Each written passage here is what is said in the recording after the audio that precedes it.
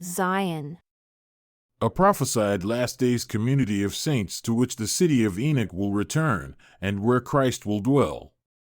Originally expected by Mormons to be located in Independence, Missouri, it was later relocated to Nauvoo, Illinois.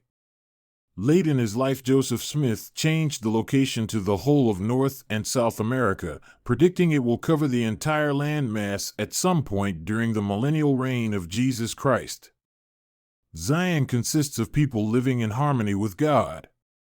It is defined in Revelation as the pure in heart, but prophecy also confirms it will be an actual location and a place of gathering. TNC 96, paragraphs 5 to 7, TNC 101, paragraph 3, Genesis 4, paragraphs 14 to 16 and 19. Zion and a New Jerusalem will exist before the Lord's return in glory. See TNC 31, paragraph 6, section 58, paragraph 3, section 31, paragraphs 14 to 16. God will bring it as his work. Mortal man will labor with him, but the Lord will be given credit for accomplishing it. No institution exists with the capacity to accomplish Zion.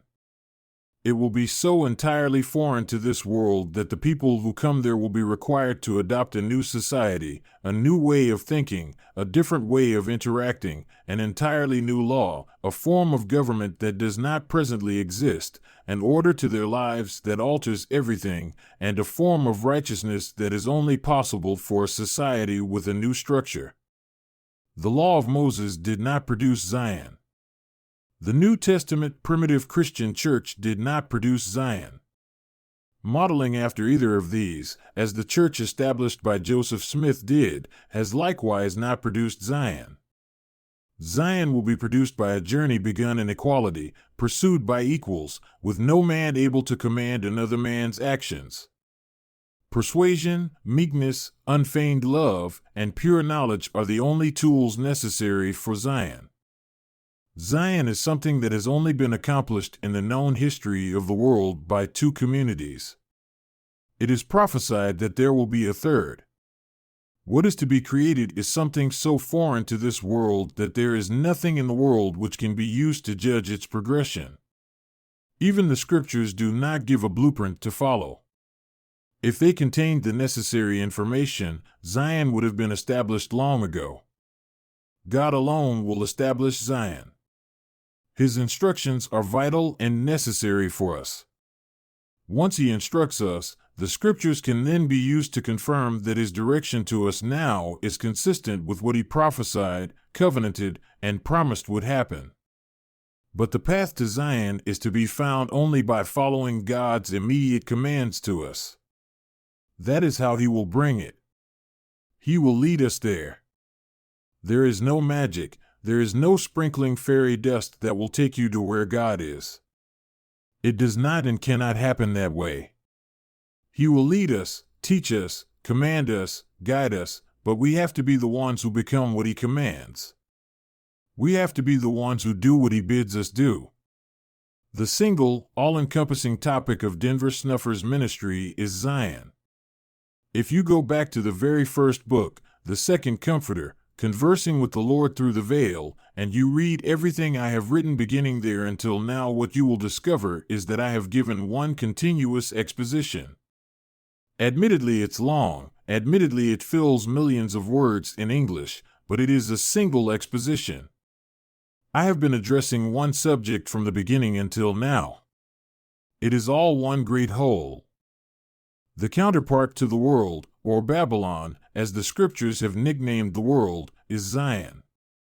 The criteria or the description of Zion can be read in Genesis.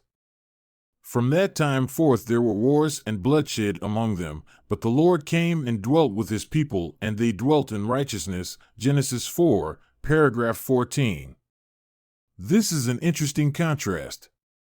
There are wars and bloodshed, on the one hand, but then there is the Lord dwelling among people who are living in peace and righteousness, on the other hand.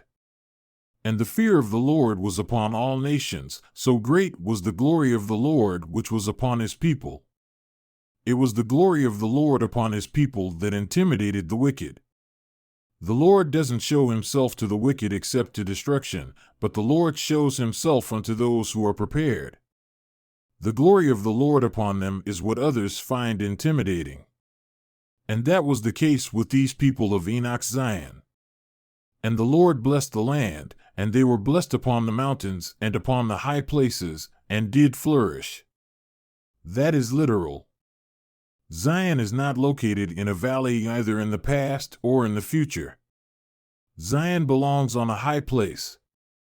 The prophecies make this clear. And the Lord called his people Zion because they were of one heart and one mind, and dwelt in righteousness, and there were no poor among them. Of these, the words "and the Lord dwelt among them" are the most important. But he could not do so unless they were united. Becoming one and rising up to receive the proper order of things is but a prelude to the Lord's presence. The Lord will fight the battles for Zion when Zion exists. You will not need to have a weapons budget in Zion's camp. It doesn't happen that way. The battle to be fought is fought by the Lord. The prophecy given through Joseph Smith about the last days predicts the wicked decide they will not take on Zion because Zion is too terrible. They will reach that conclusion entirely because of the presence of the Lord there.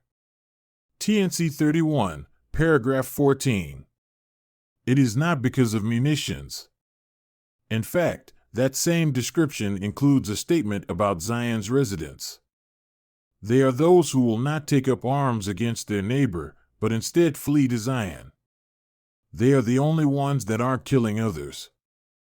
Zion will include people who are willing to receive revelations from God and obey commandments. God does this to bless his people. Blessed are they whose feet stand upon the land of Zion, who have obeyed my gospel, for they shall receive for their reward the good things of the earth, and it shall bring forth in her strength. And they also shall be crowned with blessings from above, yea, and with commandments not a few, and with revelations in their time, they that are faithful and diligent before me. TNC 46, paragraph 1. In other words, if any are privileged to stand upon the land of Zion, God will speak to them. He speaks two things for their benefit. First, commandments, and those will be not a few, because they will need a great deal of direction if they are going to be his people. And second, revelations in their time, because they will be ignorant of many mysteries he expects them to one day comprehend. Therefore, one of the characteristics of these people will be their willingness, even alacrity, to receive commandments and revelations. Apparently, the people who are to settle in the New Jerusalem and cause Zion to reappear will need to know not only how to act, but to have the basis to know why they are to act according to the heavenly pattern, which is not needed for the world but absolutely essential to the creation of Zion. Being one is required of us for Zion to return. Zion is required for the Lord to dwell among us again. He is going to return to a Zion, no matter how few may be involved. He will come even if only 2 or 3 gather in his name. Matthew 9, paragraph 14. Zion may be small, but it will nonetheless be Zion before he can visit with her. The significance of Zion is its spiritual endowment. It is the power of heaven and not the voting bloc. It is not their big numbers which intimidate the ungodly. Even a handful is sufficient. Righteousness is a power in itself. Zion is the Lord's work. Getting it will not depend on the goodness or desires of men and women, but on their submission to the Lord who intends to accomplish it. We can't force it, cause it, bring it, or hope it into existence. What we can do is submit to the Lord in a way that encourages him to continue to use us for his purposes. Zion, like our Lord, will receive little attention or regard from the world. The people who will recognize that its foundation is being laid will be very few.